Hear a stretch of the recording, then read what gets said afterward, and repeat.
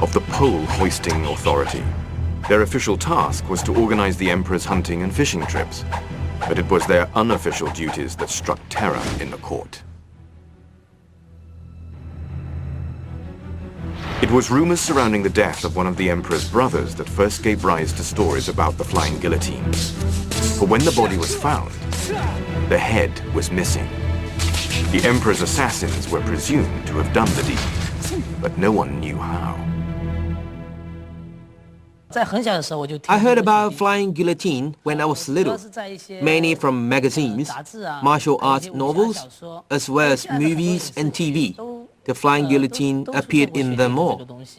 Featured in countless martial arts movies, the flying guillotine is the ultimate weapon of fantasy. But did this legendary weapon truly exist? Wu, a film buff and art director, is keen to find out.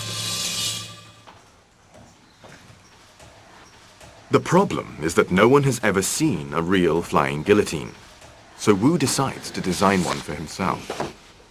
Wu concludes that the flying guillotine should resemble something like a hat big enough to cover a person's entire head, with some sort of mechanism at the bottom to activate the blades to decapitate the victim.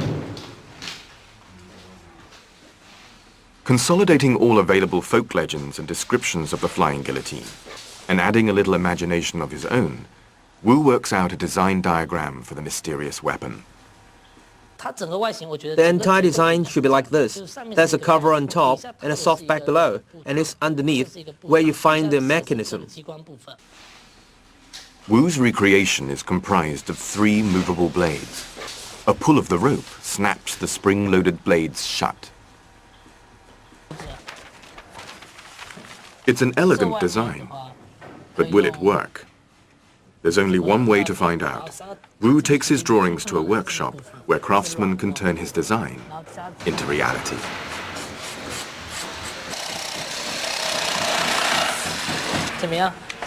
They construct a blade mechanism from wooden boards. It resembles a camera shutter, but instead of cutting off light, this one cuts off heads. Wu's colleagues use modern technology to make a flying guillotine.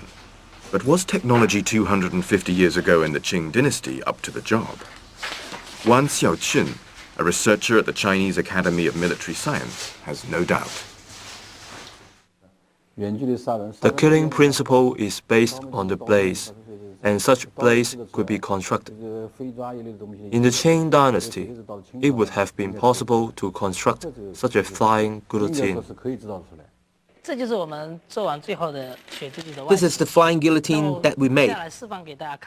I'll now demonstrate how it works. It covers the victim's head like this, and then you pull this chain. That's how it works. It's a simple design.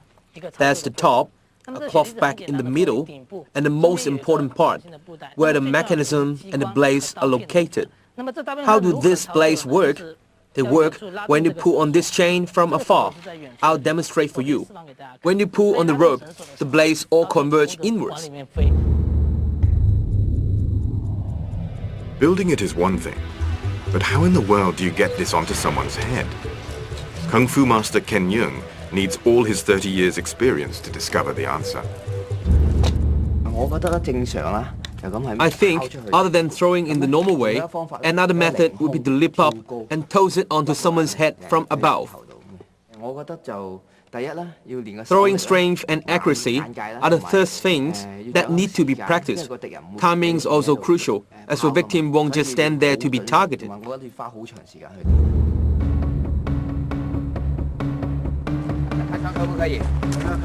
Did such an incredible weapon exist? Could it really work? Yeung and his team are put to the test. First, he'll try it the most straightforward way. As this flying guillotine weighs 1.5 kilograms, hitting a target accurately is no easy task.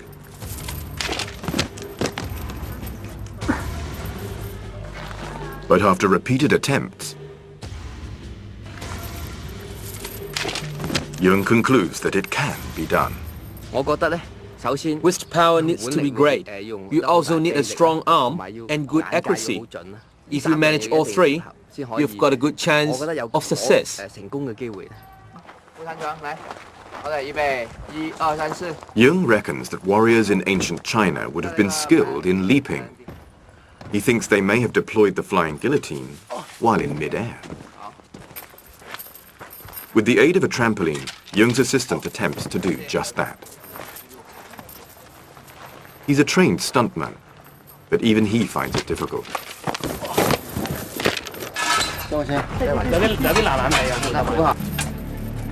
It takes 5 attempts before he finally does it.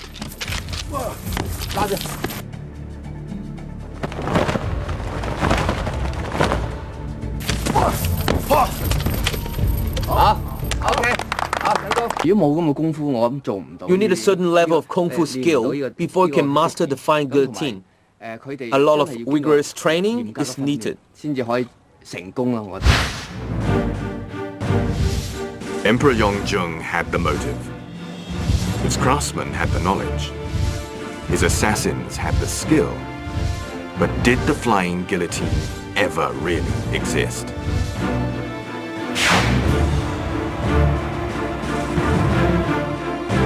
Fact or fiction? No one knows for sure.